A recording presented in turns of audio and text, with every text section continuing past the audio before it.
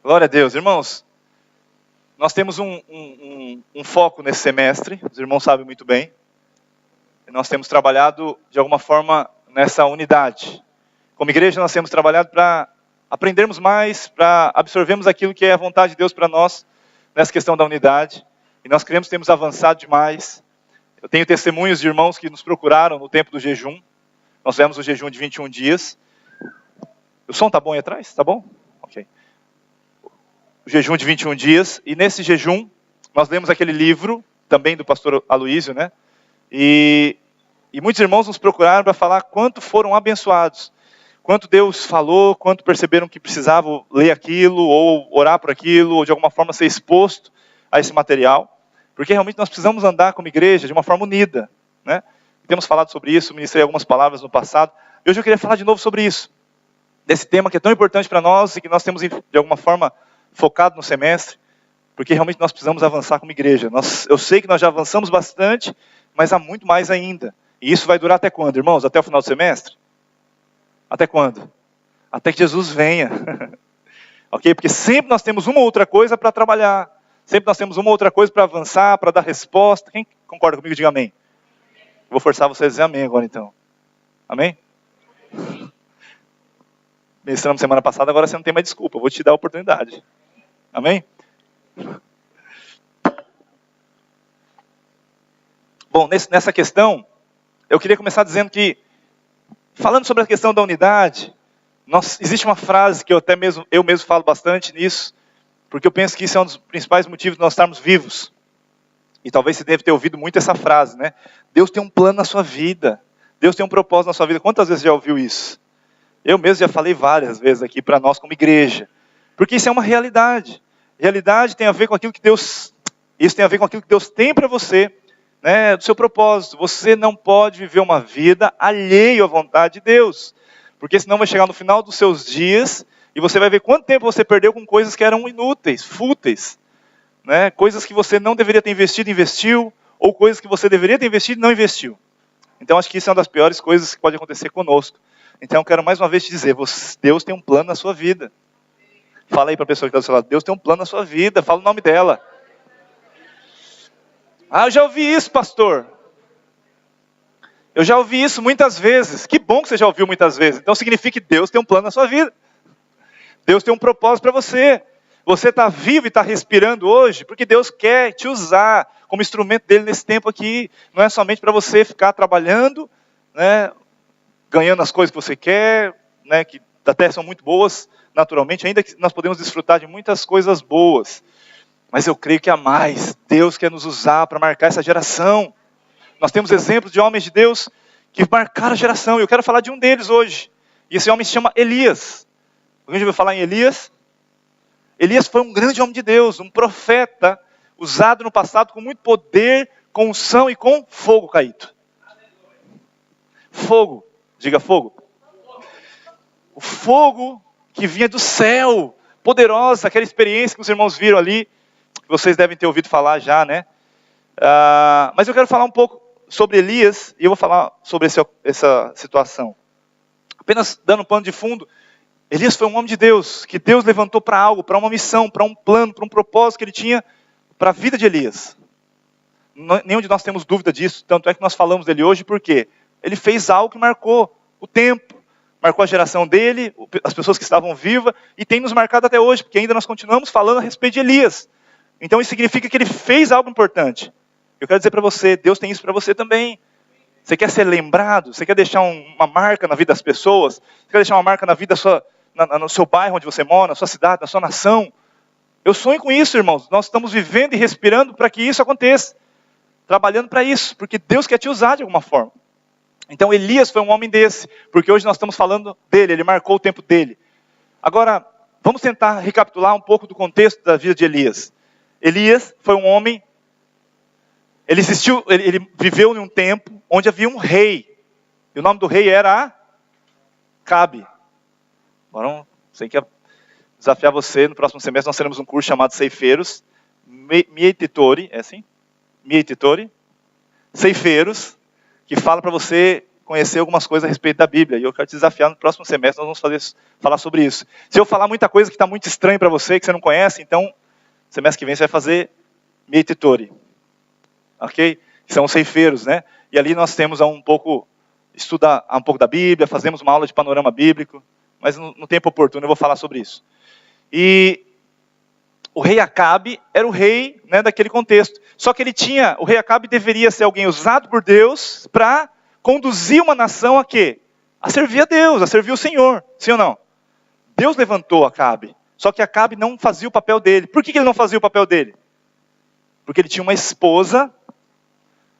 Ah, pastor, só porque ele tinha uma esposa? Não, irmão, pode ficar tranquilo. Você pode casar, irmãos solteiros casem, as mulheres são bênçãos na nossa vida. Mas Jezabel era uma mulher diferenciada. Não para algo bom, mas para algo que... né? Enfim, nós lembramos de Jezabel, os irmãos já ficam meio... né? Que Jezabel realmente foi um péssimo exemplo de esposa e de tantas outras coisas. Mas eu não quero atentar para Jezabel, não. Eu quero só apenas contar o contexto para você entender a situação. E Jezabel, ela conduzia a casa e toda a nação de Israel. Era ela que conduzia. Tanto é que, no tempo de Elias, o povo adorava quem? Baal. Baal era o Deus adorado, sendo que Deus levantou Acabe para conduzir o povo para servir a Deus, para servir o Senhor. Mas não era isso que estava acontecendo. Por quê? Porque Jezabel servia Baal. E a influência dela era tão grande que toda uma nação também servia Baal. Entendeu o pano de fundo? O problema que temos aqui, nessa nação de Israel, o povo escolhido por Deus estava servindo a Baal. E aí o que Deus faz? Eu preciso levantar um homem de Deus aqui nesse lugar, para mudar esse contexto. Acabe não está fazendo o papel dele, eu vou levantar um homem de Deus para levar a nação de novo a adorar o Senhor. E aí Deus levanta o profeta Elias. Elias, a missão principal de Elias era fazer com que aquele povo inteiro que adorava Baal, né, que servia Baal, aquele Deus da Jezabel, pudesse se render ao Senhor, servir ao Senhor e passar a voltar o coração para Deus. Por que voltar? Porque eles serviam a Deus no passado. Deus sempre insistiu para o povo de Israel para que eles pudessem amá-lo, servi-lo de alguma forma. Eles eram escolhidos, né? A menina dos olhos de Deus, o povo de Israel. Até hoje, você sabe disso. Israel é a menina dos olhos de Deus. Sim ou não? Quem que é Israel hoje? Nós somos a menina dos olhos de Deus. Então hoje, quando Jesus morreu na cruz, ele morreu também para todos nós. Não morreu somente para Israel.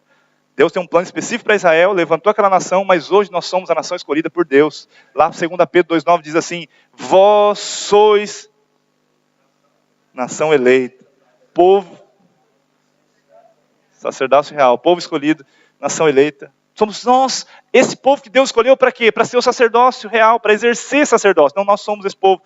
Agora, por que eu estou falando tudo isso? Porque Elias, ele tinha um propósito para cumprir. Então Deus tinha um plano na vida de Elias, irmãos? Sim. O propósito dele era levar o povo de volta para servir ao Senhor.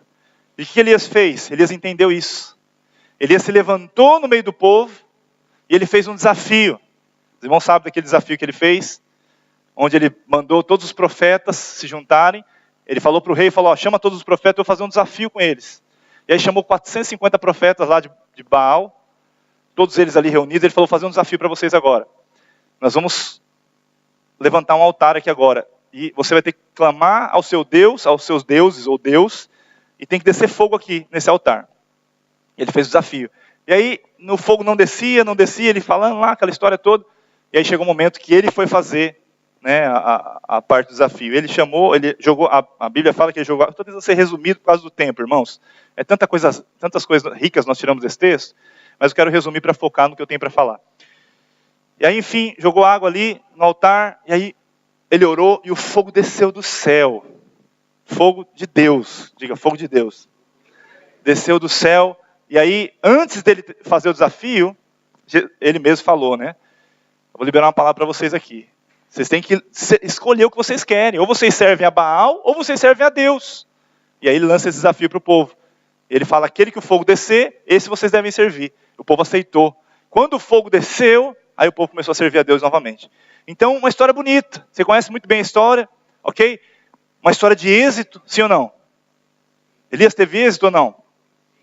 Por que ele teve êxito? Porque ele conseguiu desafiar o povo, aqueles profetas, aí a Bíblia fala que ele matou os 450 profetas para acabar na raiz com o problema. Acabou com o problema. Irmão, você não precisa sair matando os profetas aí não, que você ouve. O povo de seita, não vai fazer isso não, irmãos. Isso é no Antigo Testamento. Isso é coisa de lá. Ah, mas Davi matou tanta gente, eu posso matar meu inimigo. Não, calma aí. Nós estamos no tempo da graça. Diga, eu estou no tempo da graça. Então não vai achar que você sai para matar, que nem Davi fez, não. Ok? O tempo da graça é o tempo do perdão, é o tempo da misericórdia, é o tempo, do amor sendo liberado na vida das pessoas que não merecem. Isso é graça. É favor imerecido. Ok? Mas não sei nem porque eu estou falando disso. Enfim. Só para os irmãos saírem fazendo, justificando. Ok, queridos, brincadeira. E Elias fez teve essa atitude, e cumpriu a missão dele ali, naquele contexto, porque o povo começou a seguir novamente ao Senhor. Mas sabe de uma coisa? Ele foi um homem de êxito, porque ele conseguiu levar o povo a adorar a Deus. Mas existia um problema na vida de Elias, que depois Deus teve que tratar com ele. Quem conhece a história de Elias sabe que muito bem que no final da vida dele aconteceu alguma coisa que deu uma complicada na situação na vida de Elias. Sim ou não? E é sobre isso que eu quero falar hoje. Elias foi um homem de êxito, ele tinha um propósito para cumprir. Deus chamou ele para levar o povo de volta a servir a Deus. E ele estava fazendo isso aí, mas no final da vida dele aconteceu alguma coisa que ele teve um problema sério. Eu quero falar sobre isso. Abre a sua Bíblia lá no livro de... Vamos ver... 1 Reis 19. 1 Reis, capítulo 19, versículo 1. 1 e 2, Pedro.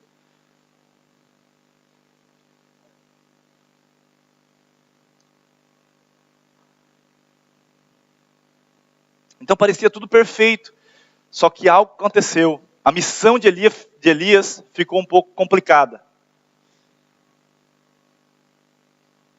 Versículo 1. Acabe, quem era Acabe, irmãos? O rei. Então Acabe fez saber a quem? Jezabel. Lembra da Jezabel? Da esposa do rei, que era quem estava ali conduzindo aquele povo para Baal. Isso foi depois que aconteceu esse episódio, onde Elias fez o fogo cair sobre o altar ali, e o povo começou a adorar, voltou o coração para Deus. Naquela situação, o povo voltou o coração para Deus. E olha o que aconteceu. Quando terminou aquela situação, o povo, imagina a situação, irmãos, o povo começou a adorar Deus de novo, falou, não, só Deus é o Senhor, só Deus é o Senhor. O povo começou a clamar isso e adorar a Deus novamente, voltou o coração para Deus. Aí chega uma situação aqui que a situação parece ficar um pouco complicada para a vida de Elias. Acabe fez saber a Jezabel, que é a própria esposa dele, tudo quanto Elias havia feito. Então esse episódio que eu contei para vocês. E como matar a todos os profetas à espada. Então até aqui só está contando a situação ali. E o versículo 2 diz, então, diga assim, então, esse então muda o contexto da história, e aí a gente começa a ver que a vida de Elias muda por causa desse então aqui, irmãos. Então, Jezabel mandou um mensageiro a Elias a dizer-lhe, façam-me os deuses como lhes aprouver, se amanhã a estas horas não fizer eu a tua vida como fizeste a cada um deles. O que é isso aqui, irmãos? Resuma esse texto que ela falou aqui. Isso foi uma ameaça. Aquela mulher falou, não, peraí. Você matou 450 homens à espada, o fogo desceu do céu miraculosamente, mas peraí, agora você vai morrer. Fez uma ameaça para ele. E aí sabe o que aconteceu com Elias? Versículo 3.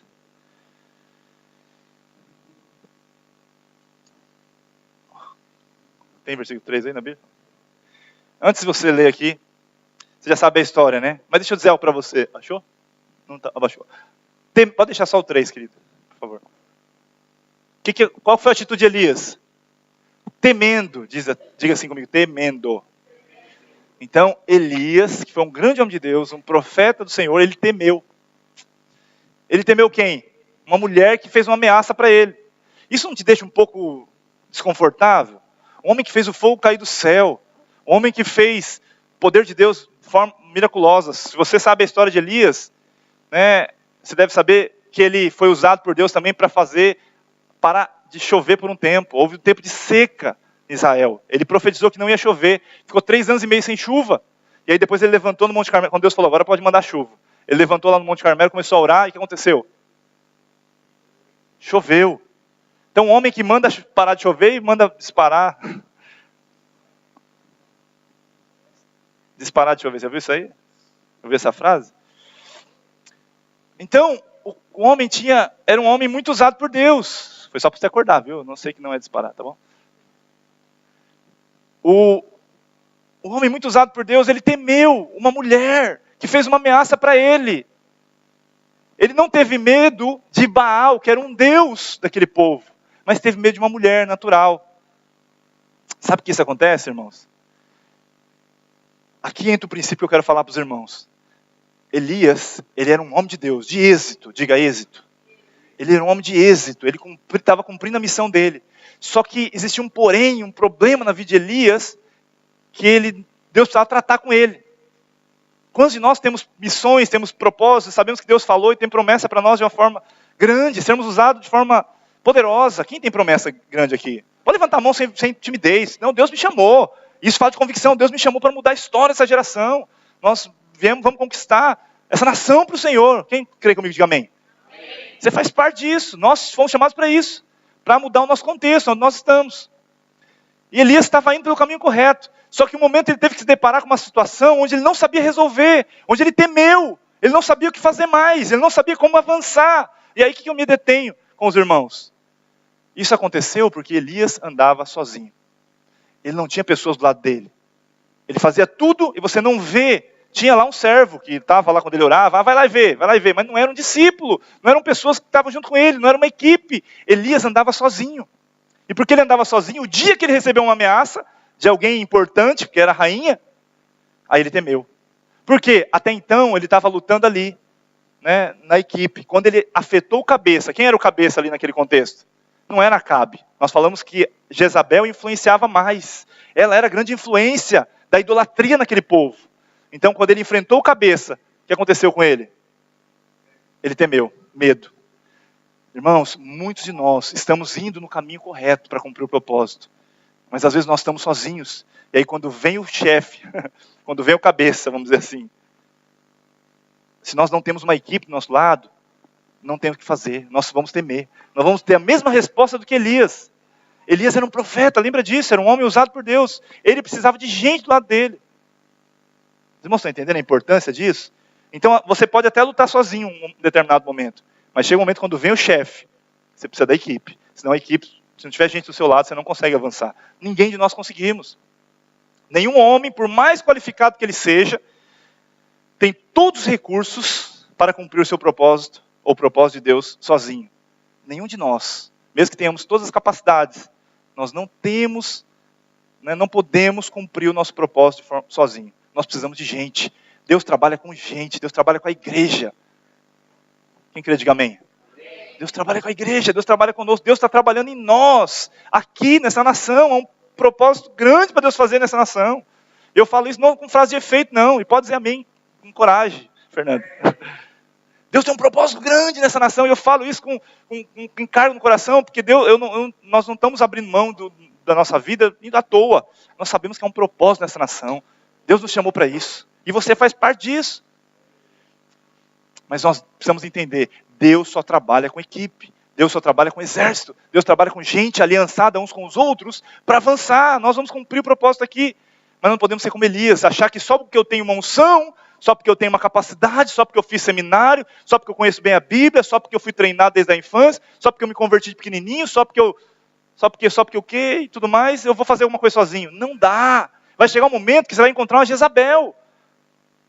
Eu não estou falando de uma mulher, estou falando de um gigante sobre a sua vida, que você precisa derrubar esse gigante, mas não dá para derrubar sozinho. Porque senão você vai fazer igual Elias fez, Elias temeu. Então, irmãos, nós precisamos entender isso. Nós precisamos de uma equipe. Diga para a pessoa que está do seu lado, todos nós precisamos de equipe.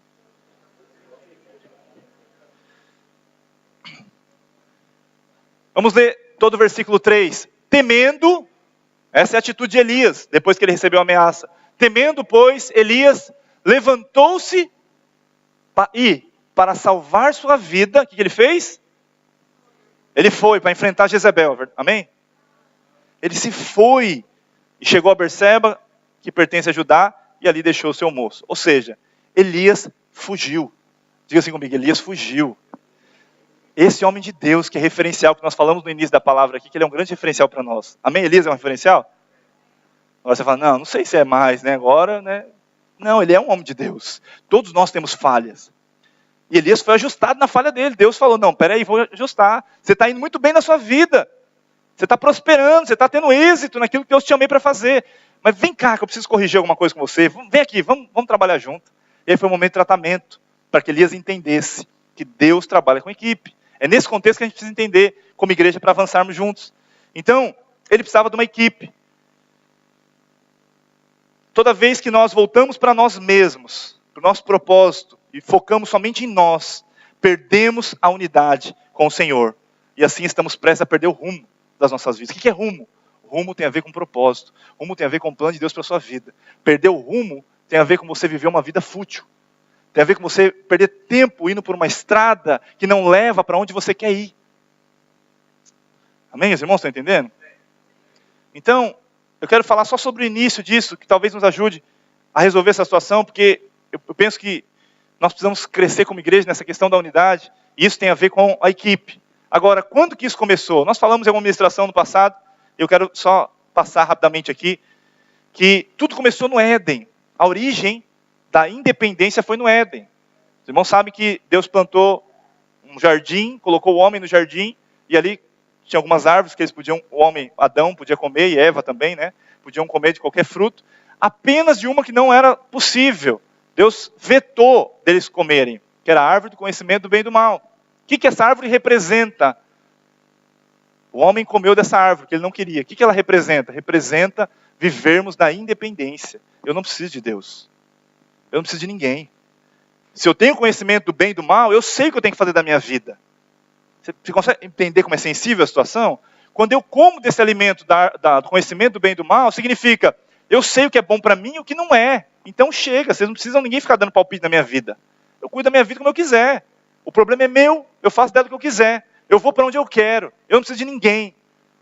Começou um problema aqui. Quem plantou esse problema?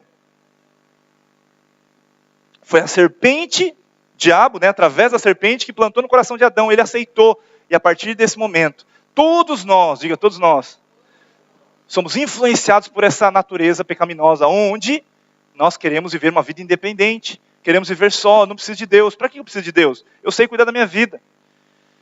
Mas sabe, irmãos, um dos maiores problemas da vida cristã é nós vivermos uma vida de igreja, né, como nós estamos vivendo aqui, participando de culto, reunião, célula, né, tá envolvidos os irmãos, mas viver uma vida independente. Ah, pastor, não concordo, não é possível. Eu estou frequentando a célula toda semana, eu vou no culto toda semana, como é que eu vivo uma vida independente? É possível isso, irmão? Sim ou não? Sim. Eu vou figurativamente. Eu estou ali apenas presencial, mas sabe, eu não estou aliançado com esse povo. Esse povo está fazendo ali, mas eu não concordo muito com o que ele faz, então eu fico no meu canto. Eu vou até onde é agradável. Eu vou até onde eu consigo cumprir a minha vontade, mas se chegar um ponto de querer estar junto com eles a todo momento, não, chega a hora, né, basta. Ou chegou um momento que eles querem entrar na minha vida, que você quer saber da minha vida? Agora criaram um negócio, estão querendo falar de um negócio chamado discipulado. Não, agora eu vou ter que, né, vai entrar na minha vida agora para querer resolver minha vida, como assim? Sabe, essas atitudes, irmãos, provam que nós queremos viver uma vida independente. E eu não estou te condenando por isso, que isso é natural do homem.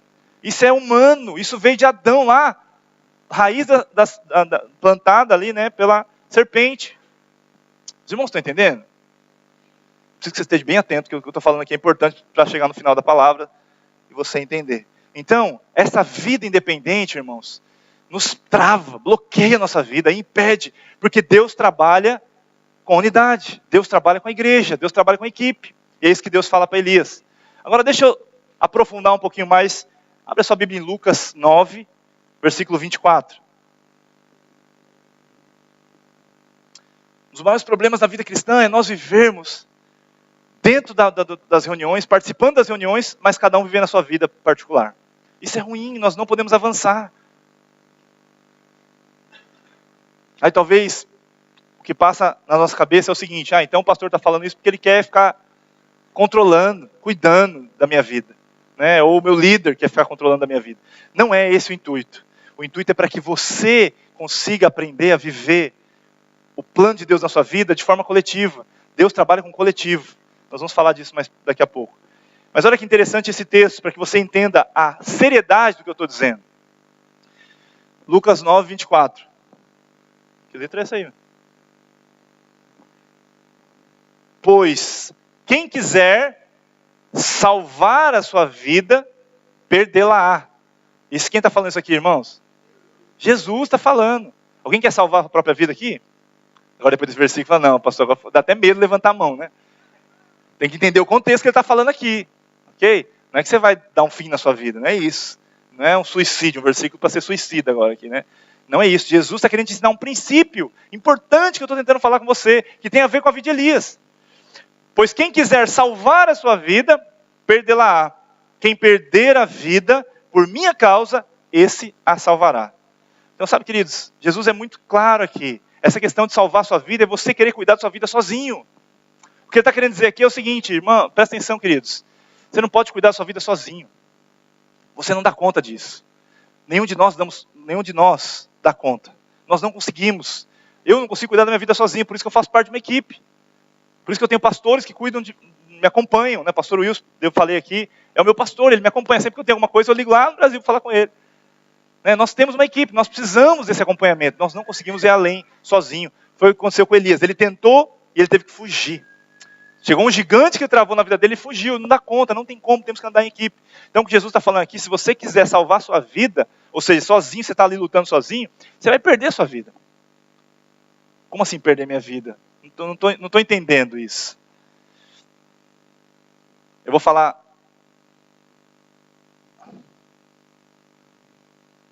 Tentar resumir aqui. Jesus está falando, não podemos andar sozinho. Isso fala do quê? De uma renúncia. Quando eu entro num contexto onde eu estou com outras pessoas, o que eu tenho que fazer? Às vezes abrir mão da minha vontade. Casamento é assim, sim ou não? Quem é casado aqui sabe muito bem. Casamento, quando eu estou no casamento, eu tenho que fazer muitas coisas que eu não estou afim de fazer, mas eu quero fazer o meu cônjuge feliz. Alguém já passou por isso? Um cônjuge aqui passou por isso? Isso é você abrir mão de você mesmo. Isso se chama renúncia. O que é uma renúncia? Renúncia é eu abrir mão daquilo que eu tenho, que às vezes é muito importante para mim, que eu gosto muito de fazer, mas eu deixo de fazer para que o outro seja feliz. Então, o que Jesus está querendo falar aqui, que se você quiser salvar a sua vida, né, você vai perder. Agora, aquele que quiser ganhar a vida, vai salvar, é quando você se renuncia, você abre mão daquilo que você gosta muito de fazer. Oh, Jesus. Versículo 25, olha o que ele fala aqui, olha a seriedade da situação. Jesus falando ainda, que aproveita ao homem, ele está falando de nós, ganhar o mundo inteiro. Elias estava nesse caminho, estava ganhando, estava sendo um homem de êxito. Que aproveita ganhar o mundo inteiro, sozinho, se vier a perder-se, né, ou causar dano a si mesmo. Pergunta que Jesus faz, que adianta ficar fazendo tudo aí, muito bem, você está sendo um homem de Deus, está sendo usado, você está fazendo tudo aí, mas está sozinho. E aí o problema que ele está falando aqui é a consequência, eu posso causar dano para mim mesmo. Quantos de nós estamos vivendo nossa vida da forma que a gente acha que é bom, da forma que a gente acha melhor, e aí depois de algum tempo a gente começa a enxergar que não era tão bom assim, não era da forma que a gente tinha que fazer. Vamos colocar isso em prática lá no versículo 3, volta lá em 1 Reis 19, desculpa Pedro. Nós estávamos lendo ali, volta lá no versículo 3, onde Elias fugiu. Eu fiz uma analogia do que Jesus falou e a prática na vida de Elias, para você entender qual que é o contexto que se encaixa isso. Oh Jesus, versículo 3. Olha que interessante. A gente vai ler até o 4. Temendo, pois, Elias levantou-se para salvar a sua vida. Então o que ele está querendo fazer, Elias? Ele está querendo salvar a sua vida. Nós falamos ali que Jesus disse, aquele que quiser salvar a sua vida vai perder. Ele estava querendo salvar a vida, então ele estava indo pelo caminho errado, sozinho. Levantou-se para salvar sua vida. Se foi, né, fugiu e chegou a Berseba, que pertence a Judá. E ali deixou o moço, né, E aí o versículo 4. Ele mesmo, porém, se foi ao deserto, caminho de um dia, e veio e se assentou debaixo de um zimbro. E o que aconteceu com Elias? Olha a seriedade da situação na vida de Elias, irmãos. E ele pediu para si a morte. Então Elias pediu para si mesmo a morte. E disse, basta, toma agora, ó Senhor, a minha alma, pois não sou melhor do que meus pais. Então, queridos, vê a situação onde chegou Elias. Elias foi um homem de Deus, nós falamos aqui, chegou um momento que ele quis desistir, ele fugiu. E depois ele até mesmo pediu a morte. Essa é a consequência de alguém que vive sozinho. Ele não sabia resolver o problema, ele não sabia combater aquele inimigo, derrubar aquele gigante. Ele precisava de uma equipe, gente que estivesse do lado dele e falasse, peraí Elias, acorda meu irmão. Como assim? Você acabou de destruir um monte de profeta. Você acabou de vencer esses profetas, o fogo caiu do céu de uma forma miraculosa. Deus está com você. Quem pode dizer amém? Nós precisamos muitas vezes de alguém pegar no nosso braço ou no nosso ombro, dar um chacoalhão assim. Alguém já fez com você? Fala, acorda rapaz. Para com isso. Você está indo por um caminho, você está com medo do quê? Você está triste por quê? Deus é com você. Deus já fez grandes coisas no passado, porque Ele não pode fazer agora. Elias precisava ou não de uma pessoa assim, irmãos? Se ele estivesse caminhando com pessoas, com uma equipe, não é possível que não teria alguém que chegasse nele e falasse, Elias, presta atenção, mano. Creia, tenha fé. Você tem fé para viver o sobrenatural aqui? Como é que você não vai vencer essa mulher? Como é que Deus não vai te proteger dela? Eu não precisava nem matar ela, só crer que Deus protegeria. De alguma forma, tivesse uma equipe que cuidasse dele, que protegesse ele, que guardasse. Isso fala da equipe. Agora, porque ele não teve isso, porque ele andava sozinho, qual foi a consequência na vida dele? Ele queria até morrer. Ele entrou em depressão, irmãos. Quantas pessoas vivem depressão, problemas, é o mal do século, né? Dizem por aí. Por quê? Atacados na mente. Quando você fica atacado na mente, chega um momento que você não aguenta mais. Foi o que aconteceu com Elias. Elias estava sozinho. Elias não conseguia combater. Ele não tinha ninguém do lado dele para dar um chacoalhão nele e falar assim, vamos embora. Deus tem um propósito na sua vida. Você não está vendo hoje acontecer, mas vai acontecer. Eu não estou vendo nenhum amém, mas eu preciso de um amém. Estou falando com você, receba. Se você encaixa para a sua vida, Milena, você fala amém. Eu recebo, eu creio. É para a minha vida. Porque às vezes nós passamos por momentos, irmãos, nós precisamos de alguém do nosso lado para falar, creia até o fim, não desista. Deus te trouxe aqui, vai aparecer, uma porta vai se abrir, você vai ser curado. Olha quantos amém que você perdeu de dar aqui. Recursos vão vir. Está melhorando. Pastor, como é que eu faço então, para eu poder responder, dar a resposta certa nesse momento? Primeiro você tem que mudar o caminho lá do início.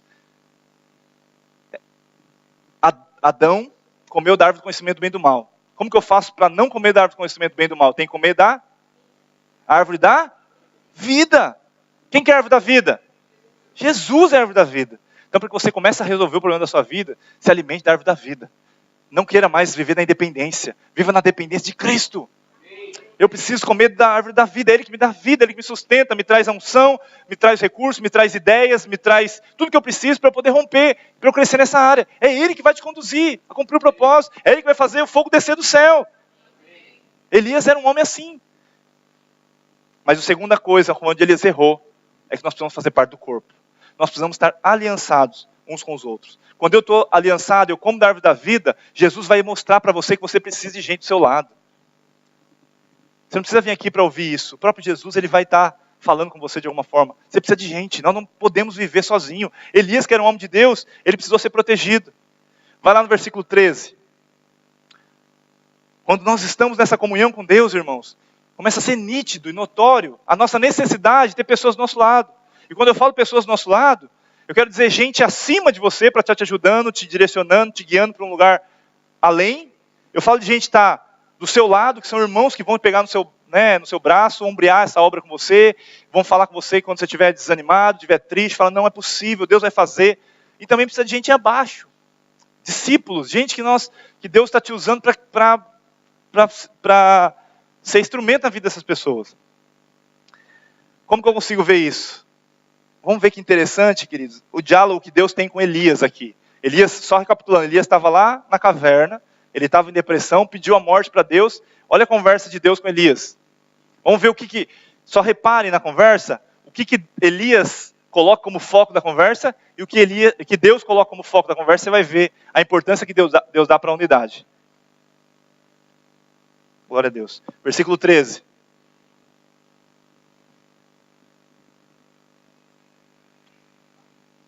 Os irmãos só leem aqui no projetor, só?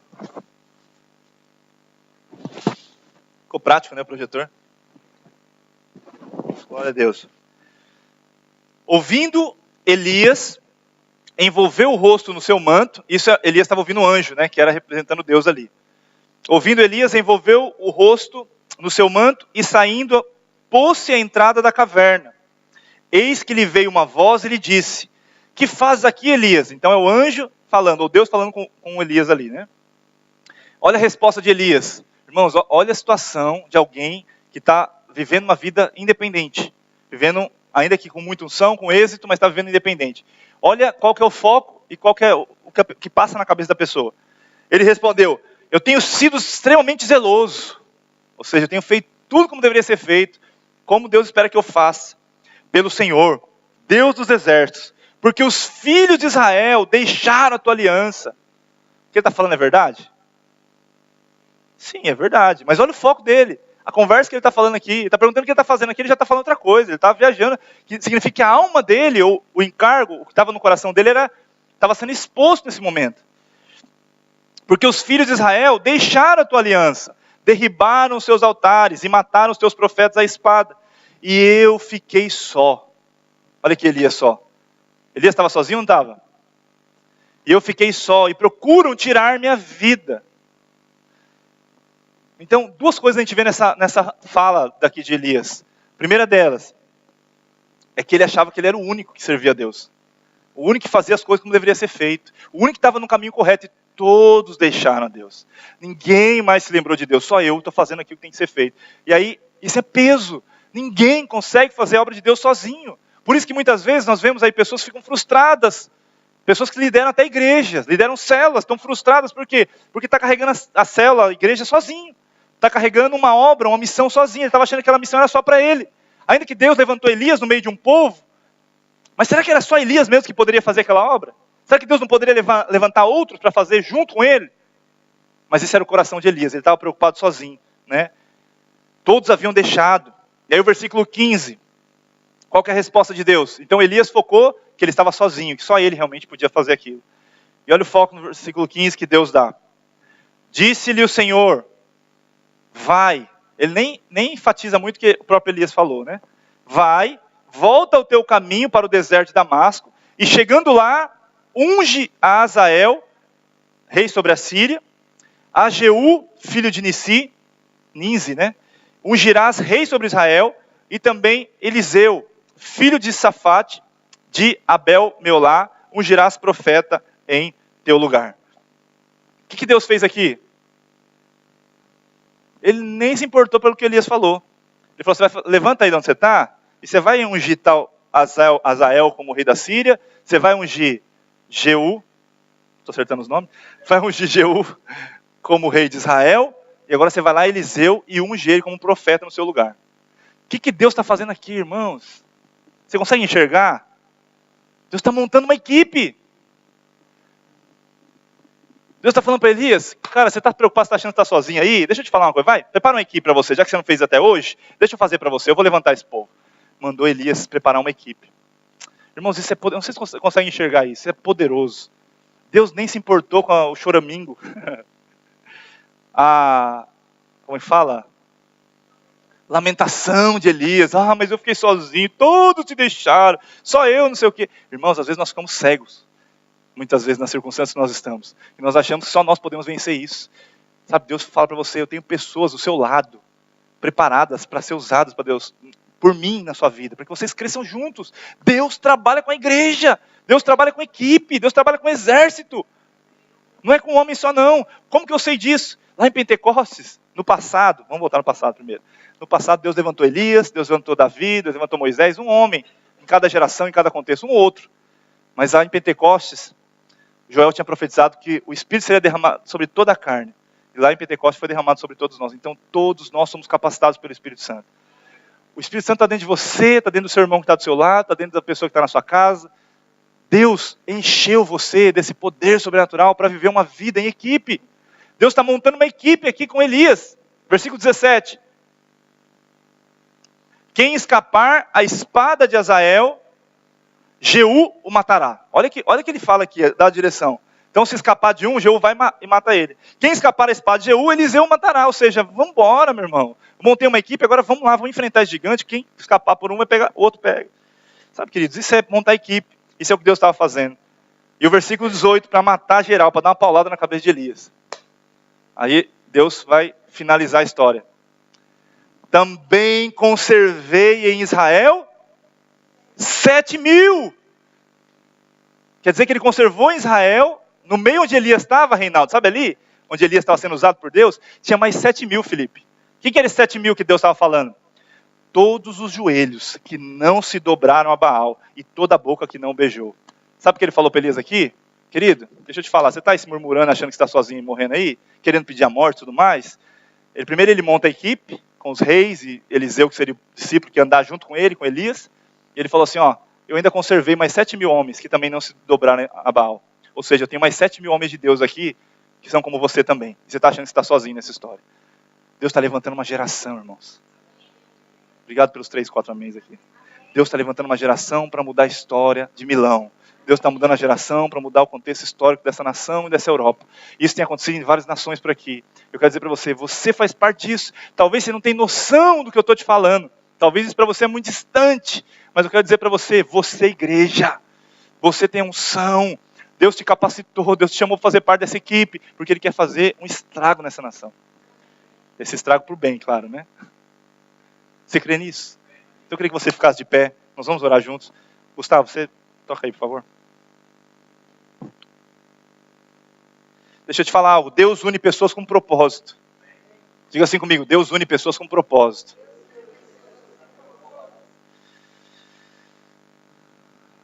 Deus mandou Eliseu para Elias, para que ele pudesse aprender a trabalhar em equipe. Deus falou para Elias, vai lá, vou te colocar Eliseu. Unge ele como profeta no seu lugar. O que Elias teve que fazer a partir desse momento? Agora eu tenho que treinar alguém.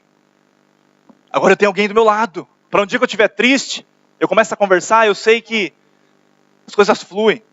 Alguém já passou pelo dia mal aqui? Existem muitos dias maus que nós passamos. O problema não é o dia mal. Ainda que você pense que o pior é o dia mal, quero dizer para você, sabe qual que é o pior problema? É passar o dia mal sozinho. Aí é um problema. Quando eu passo o dia mal sozinho, querido, aí você vai ser trucidado. Talvez chegue ao ponto como Elias chegou aqui, pediu a morte. Por quê? Ele não tinha saída. Ele não sabia mais o que fazer. Ele não sabia para onde ele ir. Por quê? Tudo que ele tinha, toda a expectativa que ele tinha sido acabada. Então eu vou dizer para você, se você quer avançar em Deus, se você quer ser usado por Deus, cumprir o propósito, comece a ver quem Deus está colocando do seu lado. Quem são as pessoas que Deus está colocando do seu lado? Essas são as pessoas que vão conquistar. Elias foi um grande homem de Deus, sim. Só que ele passou por isso, que era um momento de aprendizado, para ele entender que ele só poderia cumprir o propósito dele de forma plena o dia que ele estivesse trabalhando em equipe. Eu vou te dar um exemplo só, na prática disso. Se Elias tivesse morrido naquele momento, ele teria sido um exemplo para nós. Mas ele não teria ido além. Ele não teria ido muito além. Mas quando Deus chamou Elias e falou, vem cá, deixa eu tratar algo na sua vida. Ele colocou Eliseu na vida de Elias. Elias aprendeu uma coisa nova, que ele não tinha aprendido em todo aquele tempo. Que ele não poderia dar continuidade ao propósito de Deus naquela nação, se ele não tivesse uma equipe. O que ele fez com Eliseu?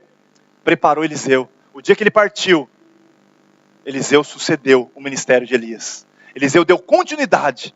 Então muitas vezes nós ficamos tão preocupados com nós mesmos, com o nosso ministério, com a nossa vida, com a nossa célula, preocupados comigo mesmo, com a minha família, com o meu casamento. Estou preocupado com tantas coisas minhas, sendo que Deus te chamou para algo muito maior. Eu queria tanto ouvir um amém. Saber que você está recebendo isso que eu estou te falando. Deus te chamou para algo muito maior, você precisa entender. Isso aqui ainda é pequeno. É muito pequeno perto do que Deus vai fazer. Logo, logo você vai estar em igrejas de milhares. Várias igrejas nessa nação vai estar espalhada. Eu estou dizendo isso para você, não é para ter frase de efeito, isso vai acontecer. Porque é uma unção e não depende de nós, depende de Deus. Isso vai acontecer, isso já está acontecendo. Você precisa entender isso. Talvez você fale, não, isso é muito distante para mim, pastor. Isso aqui que você está falando é propósito de Deus, é ser profeta, é ser pastor. Isso aqui não tem nada a ver comigo. Eu vou dizer duas coisas para você. A primeira delas é que isso também abrange a sua vida. Porque tem momentos que você passa por gigantes. Tem momentos que você passa por dias maus. Tem momentos que você passa por dificuldades. Se você não entender que sozinho você não avança, você vai sucumbir. Nós precisamos entender, nós não podemos passar por dificuldade sozinho. Senão a gente vai fazer como Elias. Elias era homem de Deus, mas fugiu. Então isso abrange todas as áreas da sua vida. Eu enfatizei mais a questão da igreja, mais a questão da célula. Mas eu quero dizer, tantos gigantes você passa. Você só vai vencer com eles em unidade, com a igreja, com as pessoas que Deus colocou na sua vida, com a sua célula. Creia nisso, use isso. Use a sua célula. Como que eu vou usar minha célula? Chama os irmãos para estar perto de você no momento de dificuldade. Chama seu líder e fala, eu estou precisando de ajuda. Conta comigo, como é que eu faço? Vamos fazer um jejum junto, vamos fazer alguma coisa, eu preciso de ajuda. Mas eu não quero mais ficar passivo. Isso tem a ver com uma atitude nossa. Eu preciso entender que eu preciso de alguém. Não espere chegar no extremo que Elias chegou para que Deus intervenha. Deus precisou intervir na vida de Elias, por quê? Porque ele viu que Elias estava quase morrendo. Chegou um momento que ele mesmo pediu a morte. Ele não aguentava mais a vida. Não espere chegar nesse momento. Você precisa de alguém para estar do seu lado, para andar junto com você. Porque Deus tem um propósito para a igreja, não é para pessoas individuais. Já foi o tempo que Deus trabalhava com um outro homem. Hoje Deus quer trabalhar com a igreja. Hoje Deus está nos unindo como igreja. Porque nós vamos conquistar essa geração. E a segunda coisa que eu quero dizer para você é que se você ainda não entendeu o chamado de Deus para a sua vida, em algum momento isso vai despertar em você. Espero que seja hoje. Talvez já despertou. Você sabe que você está aqui na terra hoje para algo muito maior do que simplesmente frequentar célula, frequentar culto, dar o dízimo. Muito maior que isso. Muito maior que isso. Isso é muito pequeno, queridos. Sinceramente, isso é muito pequeno. Parece difícil falar para um pastor que vir no culto só, vir na célula é suficiente. Mas é a realidade. Nós somos uma igreja de vencedores. Nós estamos edificando uma igreja de vencedores. E vencedor é entender que tem um propósito maior do que simplesmente frequentar reuniões. Talvez você não se deu conta disso ainda.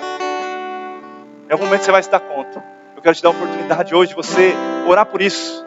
Sabe, falar, Deus, eu estou aqui. Eu sei que há mais mesmo. Eu sei que você tem essa convicção. Dentro de você há muito mais do que um frequentador de culto. Deus quer te levar a ser alguém que marca a história de pessoas. Talvez milhares de pessoas.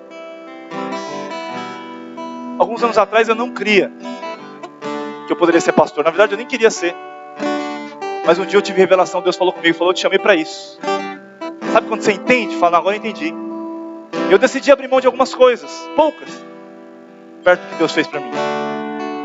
Muito poucas. Mas eu quero dizer para você, a minha vida mudou de uma hora para outra. Porque simplesmente eu entendi, eu não estou aqui apenas para comer, dormir, trabalhar, ter filho.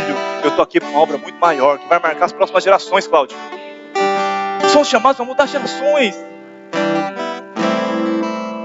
E nós não conseguimos fazer isso sozinho. Eu quero dizer para você, talvez você já despertou para esse chamado.